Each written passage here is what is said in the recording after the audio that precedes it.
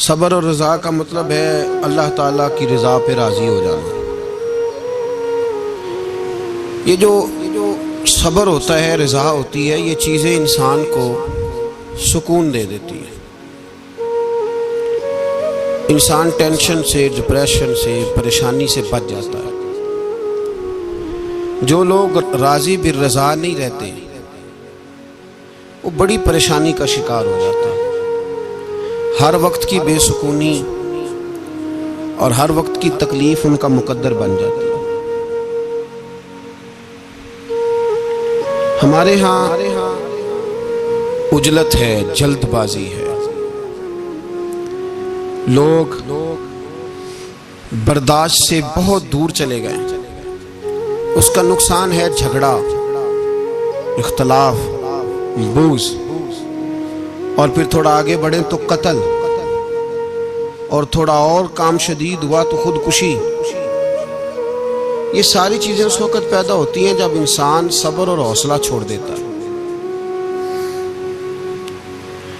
اور دوسرا، ہم یہ سمجھنے لگے کہ صبر کرنے والے بزدل ہوتے ہیں،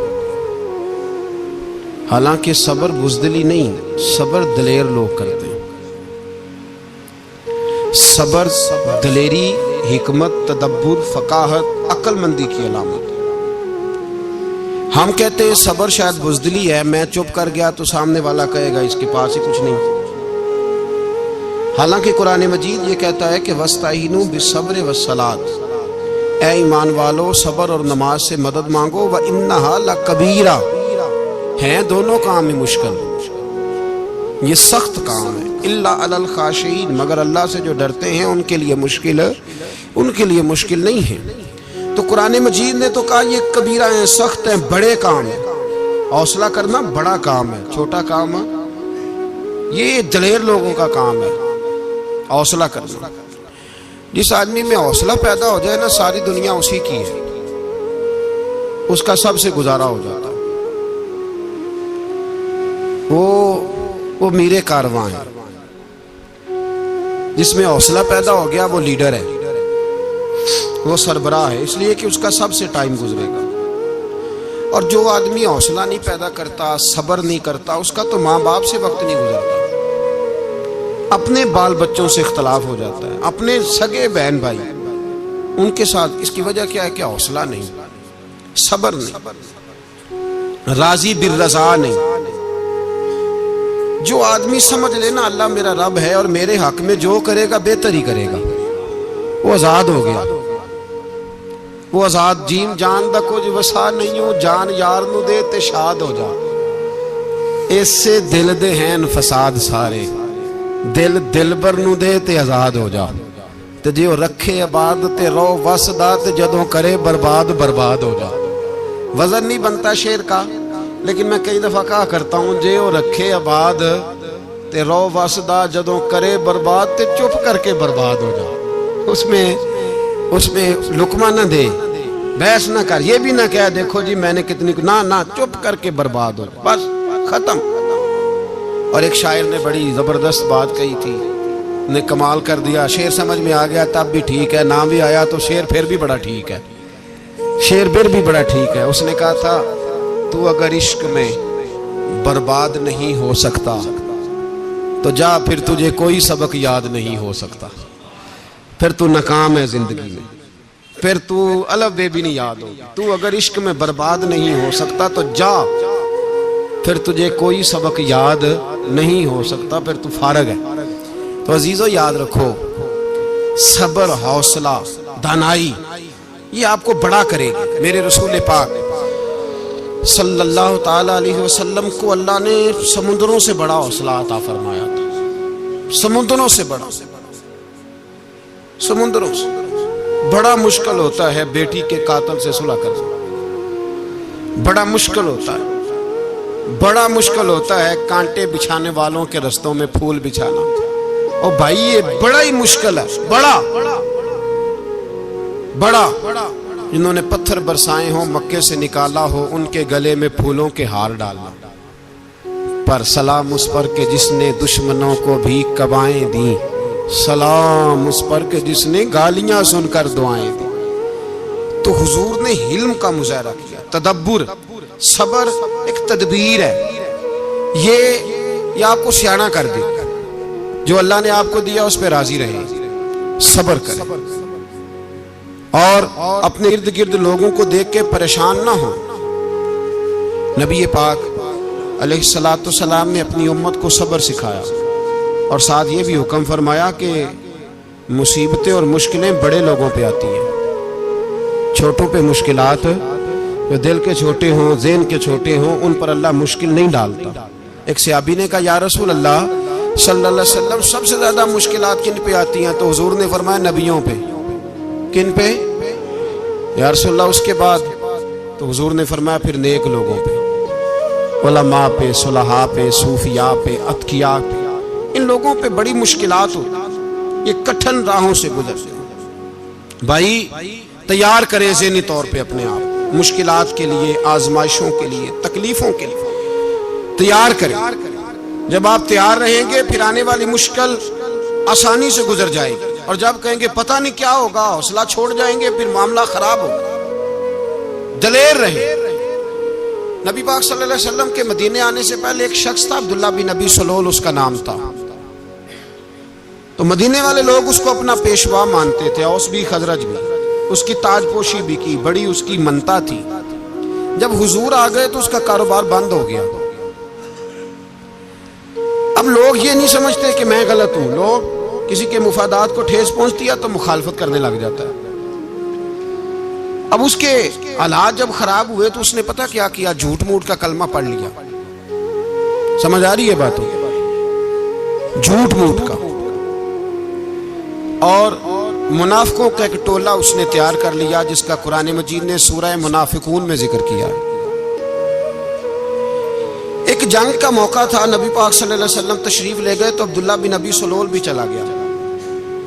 حضرت عمر فاروق رضی اللہ تعالیٰ عنہ کے ایک غلام تھے، وہ پانی لینے کنویں پہ گئے. ادھر سے انصار میں سے، چونکہ حضرت عمر کے غلام مہاجر تھے، انصار میں سے ایک شخص پانی لینے پہلے سے آیا ہوا تھا. پانی بھرنے میں کوئی اختلاف ہو گیا، جھگڑا ہو گیا، مار کٹائی تک نوبت آ گئی. حضرت عمر کے غلام نے کچھ چیز مار دی، اس شخص کو زخمی ہو گیا. اس نے پکارا، عبداللہ بن ابی سلول نے سمجھا کہ موقع اچھا ہے، دوڑا ہوا آیا اور آ کر اس نے کہا انصار مدینہ بھاگ کے آؤ، جلدی آؤ.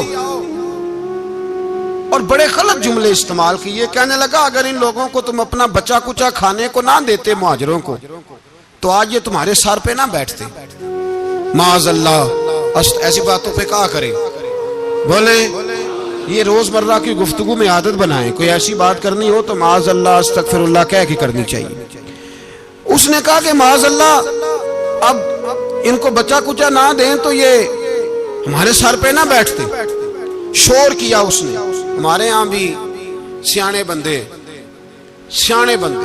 پنچایت کے لوگ وہ کہتے ہیں تو اس برادری کے بچے سے ہی مار کھا ہے، پتہ ہی نہیں چلا، جا اسے مار کے آ، سر پھاڑا، یہ کار پھوڑ دے اس کا سر، اور دیکھ میں دیکھ لوں گا بعد میں جو ہوگا.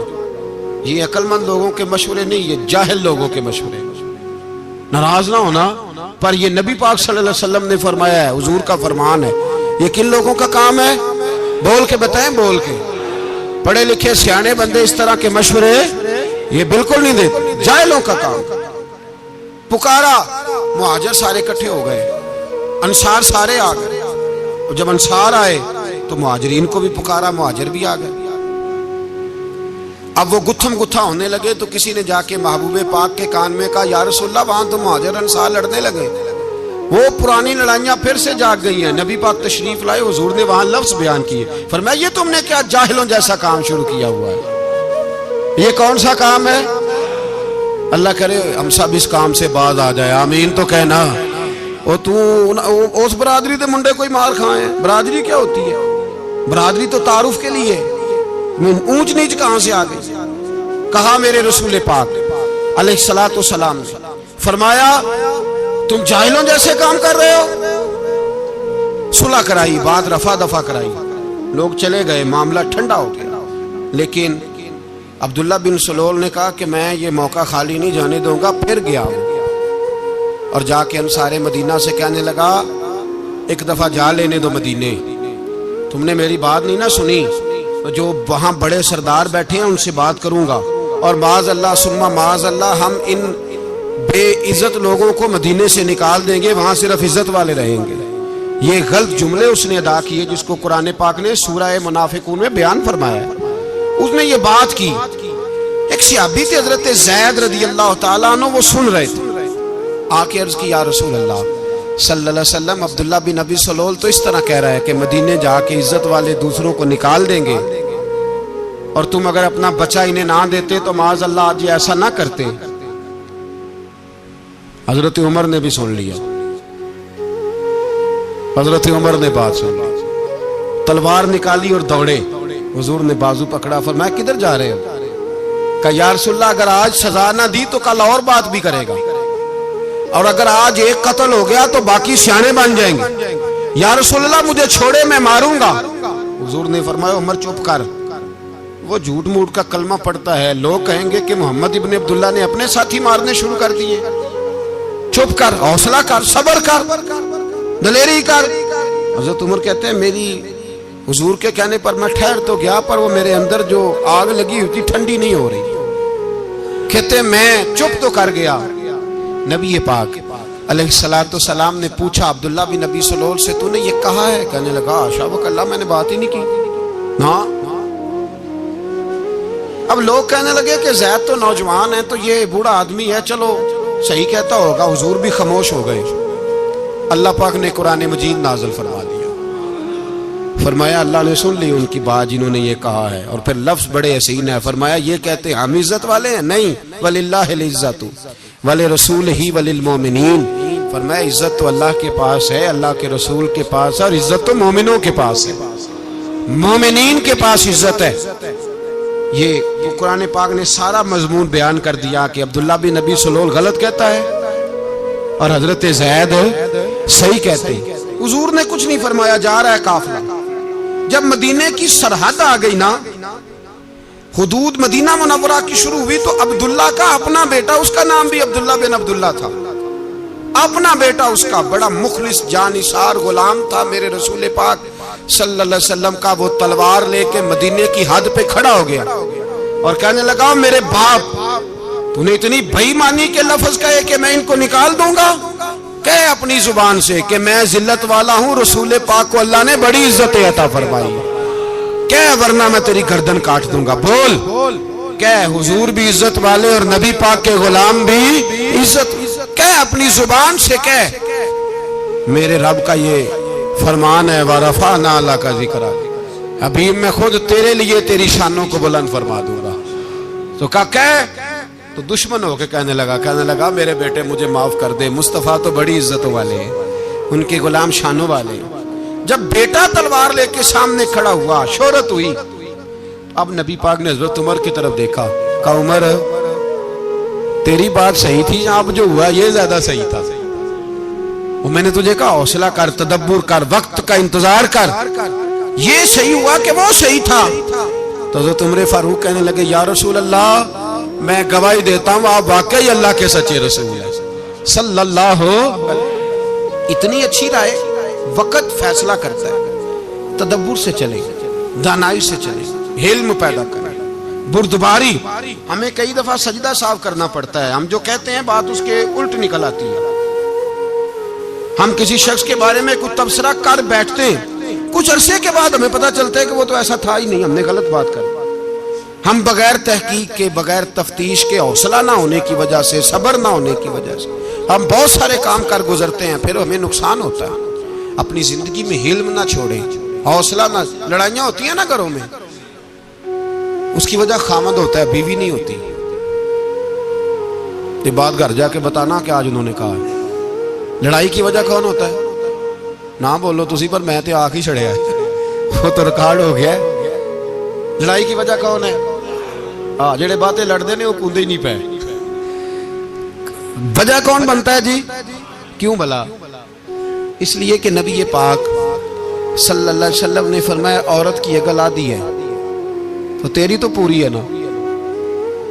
جس کا مطلب ہے لڑائی اگر بچ سکتی تھی تو مرد کی وجہ سے بچ سکتی تھی، گھر میں امن ہو سکتا تھا۔ کہتے ہیں یہ بڑی بیوقوف ہے، میری سنتی نہیں۔ تو میں نے کہا جو اس سے بحث کر رہا ہے وہ سیانا ہے؟ بولیں، جو بحث کر رہا ہے وہ عقل مند ہے؟ بندہ تو چلو تھا وہ دانشور شیکسپیئر، باتیں بعض اوقات اس کی کچھ ایسی ہیں۔ اس سے کسی نے پوچھا تھا عورتوں سے کون جیت سکتا ہے بحث میں، تو اس نے کہا تھا وہ جو ان سے بحث نہ کرے، جو ان سے بحث۔ تو بھائی تو وجہ اس لیے کہ حوصلہ تو نہیں کرنا تھا۔ نبی پاک علیہ السلام نے فرمایا بی بی ٹیڑھی لکڑی ہے، سیدھی کرنے کی کوشش کرو گے تو ٹوٹ جائے گی سیدھی۔